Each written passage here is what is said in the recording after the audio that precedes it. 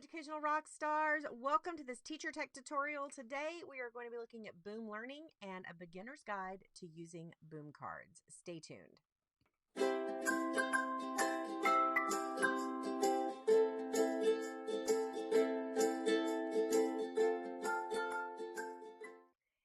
Hey guys, welcome back to another teacher tech tutorial. I'm Farah from Farah Henley Education, where we strive to bring you actionable tips and strategies for you to take into your classroom to make your teacher life a little easier. And today we are going to be sharing a platform that I have absolutely fallen in love with and think is just a game changer with regard to implementing technology in your classroom. And during this tumultuous time of distance learning, it is a great platform for you to use for your kids so that they can get the review and enrichment that they need. But it's not just for distance learning. I love this in the classroom. I love it for homeschooling families. I wish something like this had been around whenever I was homeschooling my own children years and years ago, because it would have allowed me to give them some technology and a way to do some activities on devices that would have kept their attention and had their engagement, but it would also have given me some data.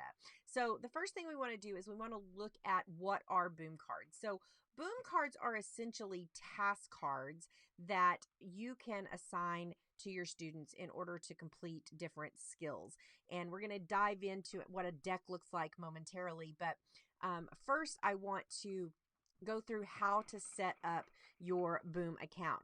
Now, the thing about Boom is you can set up a free account, you can set up a paid account, but the thing I love about Boom is you can play free. So if you are a teacher who is just going to be using it in your classroom on shared devices and you're not worried about tracking any data, you're just wanting activities for your students to be able to do with digital task cards, then that is a great way to go. So if I go ahead and click on teachers, there's a lot of tutorials that you can go through on setting up things. I'm going to kind of go through this with you, but you can actually create a free trial account. So if I go to free trial account, you're going to sign in and we're going to actually set up an account so that you can see how easy it is. So you can join with Google, join with your email. So let's go ahead and join with email. So if I go ahead and put in an email, and I'm just going to create a password, and then I just simply hit create account. Now, once you've created an account, I've gone ahead and logged into my actual account so that I can show you some different things. But let's go over here and I want to show you the pricing structure. Okay, once you have created an account, you are going to be asked to choose which one of the accounts that you want. Now, there are 4 separate levels and tiers that you can choose from. You can choose, when you sign up for that free account, you are going to get that starter account where you're going to be able to have one section. And what sections are is, let's say that you are either a self-contained teacher or you are a departmentalized teacher. Like, for instance, when I was teaching 4th grade, I was departmentalized, so I had 2 sections of students. I had a morning section and an afternoon section. So the starter probably would not have worked for me, and it also would not have worked if I was going to be using it and have all of my students have their own accounts and tracking data. So, but that starter account, if I just wanted to use this as a center in my classroom where I could pull up some task cards, kids could rotate through it. I didn't care about data. I didn't care about anything like that. They were just going to be playing it basically on my own device in a center. Then I would definitely say that the starter account would work. Also, a starter account is going to be really, really great if you are a homeschooler, because you obviously probably are not going to have more than 5 students. If you do, bless you. But you could use this for your students or your kids at home as well. And now the thing about it is if you are going to be wanting to make decks instead of purchasing decks from other authors, then you are not going to really want to do the starter or the basic, because if you're going to be making decks for your kids to be using, you might want to look at the power of the ultimate. But definitely, if you're only going to be using it, for example, in a center on a device in the classroom, you're not caring about data or anything like that, your kids are just going to rotate through it and you just want them to have a game to play, then a free starter account is going to be perfect for you. And if you're a homeschooler, a free starter account is going to be great as well. Now, up from there is the basic account. And I personally think that this $15 a year as a classroom teacher was totally, totally worth it because my students loved playing boom cards. And I loved the fact that I could see data on them. And we're going to kind of go through that and look at that data as well. So definitely, I think if you're a classroom teacher, you're probably going to want the $15 a year. But again, if you're wanting to use boom cards and you don't want that extra $15 a year, you can definitely still use it in your classroom through the free account. So don't think you have to pay. You just get some additional functionality if you go up to the basic. Now the power is obviously going to be for those teachers who have multiple sections and a lot of students. So I'm going to think like middle school, high school, because yes, middle school, high school teachers, this is great for you as well. And the live monitoring is also great because you can actually go in and see your students in real time playing the games.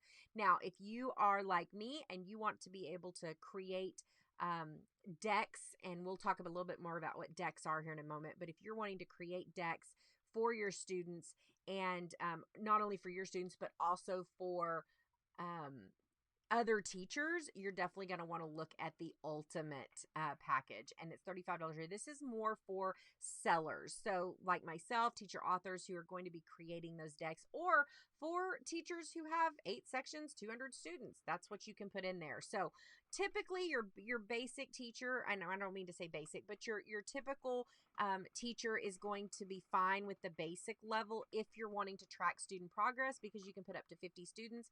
When I was using this with my students and I had the morning and afternoon section, I did the basic because then I could have my sections separate and I could have all of my students in there as well. So this was really, really great. Now, only 5 self-made decks are available in this. So when I started making lots of decks, I went ahead and upped to the power, and then eventually I upped to the ultimate just because I knew I wanted to be able to sell in the marketplace. Now with the power, you can still share these decks with other teachers, but what's going to happen is you're going to be sharing it privately. You're just not going to be able to sell it. So if you have a co-teacher, for example, that you want to share with, you can still do that in the power as well. All right, now let's look at what it looks like when you're going into your classes. So when I am setting up a class, you're going to go to the tab up here that says classes, and you are going to insert a new classroom, and you'll see that I have a classroom right here. I have 2 students in that classroom. One is my husband as a demo account, because he will go through and play my games to check them out and to kind of proof them. And I also had my granddaughter on here. I've deleted my class from when I was in the classroom just because I don't need those students and that student information anymore. But you can set up a class and you'll just simply hit new classroom. And when you hit new classroom, it's going to give, there's a username and a password for that classroom. And you can actually, you can go in and you can rename the classroom, and you can do whatever you want to do. So we're going to name this right here, demo class. I can't type today, demo class. And we'll just hit enter. And then I can go in and add students. So I could sign into this class, so I would be able to see those class, and I would be able to either add a new student individually, or I'm going to be able to add many students. So for example, if you have a Google Classroom already set up, you can actually import your Google Classroom into here and get all of your students' names and stuff already pulled over. If you're using those younger students, you'll see the disclaimer here. If you're using younger students, they'll need to set up their accounts using either the add student button above. Older students, you can post this username and this password, and you can have them set up their own accounts. I always, even all the way through my 5th grade classes, I always set it up for them so that they could have their class and get in easily. Now, once you have your class set up, I've gone ahead and jumped into my Miss Shipley's class. That is my previous maiden name before I was married, and before I got married. And so you'll see that I have my husband in there and Serenity, which is my granddaughter, and she's been set up. And goes through and she does activities every once in a while. So in addition to being able to see your students down here, you'll also be able to see your assignments. So these are going to be the assignments that have been assigned throughout, and it doesn't necessarily, it will tell you not by student, it just says these have been assigned to students in your classroom. But if I click on one of them, it's going to actually bring up that activity and you can go through them and you can kind of see what's going on. Now, the reports tab is what I love about having the paid account. When you have a reports a paid account, so you go from that starter up to the basic, you are going to be able to see reports on your students. And so these are the decks that I have reports on. So if I go into the 36 real life arrays, then I can go down here and I can see a report. And when I'm looking at that report, I can see that, well, Kevin hasn't actually played it, but I can see Serenity played it, and I can see her average that she got, how much time she spent on it, what her best score was, what the last score she did was. But there's even more, because I can go down here and I can see the legend that'll tell me the things that are going on. But if I click on my student's name, I'm going to be able to go into their actual decks that they have done, and I'll be able to click on this and actually see more data. So now I'm able to see what cards she got right. I'm able to see what cards she got wrong. I'm able to see which cards gave her the fastest response, the fastest correct response, and so forth. So I'm able to go up here and I can actually click on this red bar, and it's going to pull up the exact card that she missed, and I'm going to be able to see exactly what she missed on this card and what I might need to go over with her. So I also will see her answers. What were her answers? It was 5, 4, and 24. Okay, so I see that she was able to get the array portion correct. She just didn't get the answer correct. So that is very, very crucial information for me to know as a teacher as to where her exact problem is. Now, here I have an activity that I could assign to my students. This is actually one that I built and is actually available in my shop. But this right here is a CVC word building activity. So I want to show you kind of what a task card is. So imagine if you've ever used task cards, you know that they're typically the 3x5 cards that you're going to print out, or they might be if you take a piece of paper and fold it into four, fold it twice to give 4 squares or 4 rectangles on the paper. Task cards might be that size, but they're typically a card that has a question on it, and there is some way for the student to answer. Well, Boom and Boom Learning basically has taken that concept and made it digital. But the best thing about it is it is self-checking. So I can go into this particular activity and know that my student is going to be building CVC words. So they look at the picture. Now, the author, if you're building your own cards, or if the teacher author that you're purchasing cards from has allowed it or put those in, there might be something up here like a microphone, or a speaker, where the student is going to be actually able to listen to some instructions or maybe have that word read to them. Now, not all cards are going to have that. It's only going to be there if you do it as the creator, or if the teacher author that you're purchasing them from has them. But on this particular set of cards, I have included that. So the student can click this and we'll hear the word, because sometimes these pictures can be confusing and you're not quite sure what they are, especially for our students who are ESL and ELL students, because they might not have the prior schema in order to know what that is. And I've run into that so many times where I've got students who have never been exposed to certain objects or pictures, and they're not quite sure what those are called. It can also happen with different regions, because in the South, we might call something one thing, but in the North, it's called something else. So that is definitely a feature that I love being able to include on my digital task cards. So what's going to happen is this particular activity is a drag and drop, and this particular activity has been set up to where the students are going to drag the letters into the correct boxes. Now, when I built this, and again, this is just an example of an activity, so you will need to look at the instructions that come with an activity as to what the student is supposed to do. But with this particular activity, I've set this up to where you saw when I drag this that the box lit up. So that's kind of to tell the student that yes, you got it into the box and they can drop it there. Now, once a student has actually built this word, they're going to come over and hit submit. And when they hit submit, you're going to see that it was correct. So all 3 were circled correct and they got a ding bell. So let's do another one, but get it wrong this time. So now I'm going to come up here and I'm going to drag the wrong letters into the places. And you are going to see that it is going to circle the wrong one and give them kind of a sound that's kind of uh-oh. And that's going to let them know that they need to try again.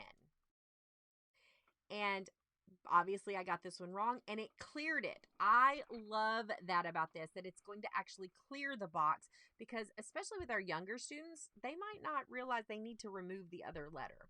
So let's go ahead and drag the correct letter up and try again. And I got it right. So that is how boom cards would work. This is an example of boom cards. Okay, another place that you could go to see your reports is if you click up reports in the tabs up here, you're going to be able to get to your reports there and do the same thing with being able to view your reports. Now, another place that you can get cards is from the Boom store. So if you go into the Boom store, you're going to be able to search for cards. So if I search for addition, so I can see that all of these Boom cards are coming up for addition, and I can also go down here and I can filter this out by grade level, and this is all up to the teacher author when they've tagged their Boom cards for different grade levels. So I always still like to go into a set. So I think this little cover looks really, really cute. So I'm going to click on that. And I love the fact that I can go in and I can actually get a preview of the cards. So I can actually play the preview. So let's see, this would be 31. I'm having to do addition right now. And if I just hit submit answer, and it's going to go to the next card. Now, I'm not getting any type of sound in this small preview right here, but if I go up to the full size preview, it's actually going to pull it up. So I can do it this way and I can hear the sound and everything. So I really love the fact that I'm able to see and play the cards. You're going to typically get around 3 to 4 cards in the preview that you're going to be able to do. And then you can also see if there's been any reviews left for this particular card. Doesn't look like this set. That's one of the things that I know those of us that are creating Boom cards are really working on, is getting teachers to come back and leave feedback so that we know if there's anything that's not working and so forth. So if you do purchase on the store, please go back and leave feedback for the teacher authors, because that's how we make sure that we're creating great Boom card sets for you.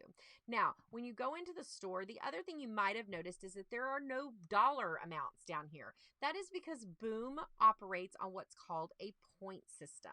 So if I go ahead and take this off and I cancel my search, you're going to see that when I go into the store, and let's go back to the beginning, you're going to see up here at the top that I have the opportunity to purchase points. So if I wanted to purchase these points, now typically points are a dollar per point, or excuse me, a penny per point, not a dollar per point.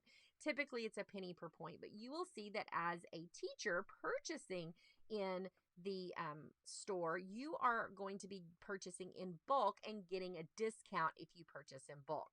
So a typical set of Boom cards can range from anywhere from 150 points, 100 points, all the way up to about 300 points. So you're talking for a set of digital task cards, you're going to typically pay around $3. Now, that's not a hard and fast rule, but typically a typical set of Boom cards is going to have between 20 and 30 cards in it, and you're going to pay around $3 for those. Now, again, these are digital task cards that in your account that you are going to be able to use over and over and over. I also love the fact that these task cards, when your students are playing, they can be set to random by the author, and typically we do set those to random to where they are randomly shown and not always in the same order. It just depends on the activity, because there are some pretty intricate activities that teachers have built using Boom cards to where they're going through and maybe doing some sort of like plan your own adventure where there's a flow to things. So those aren't obviously going to be random,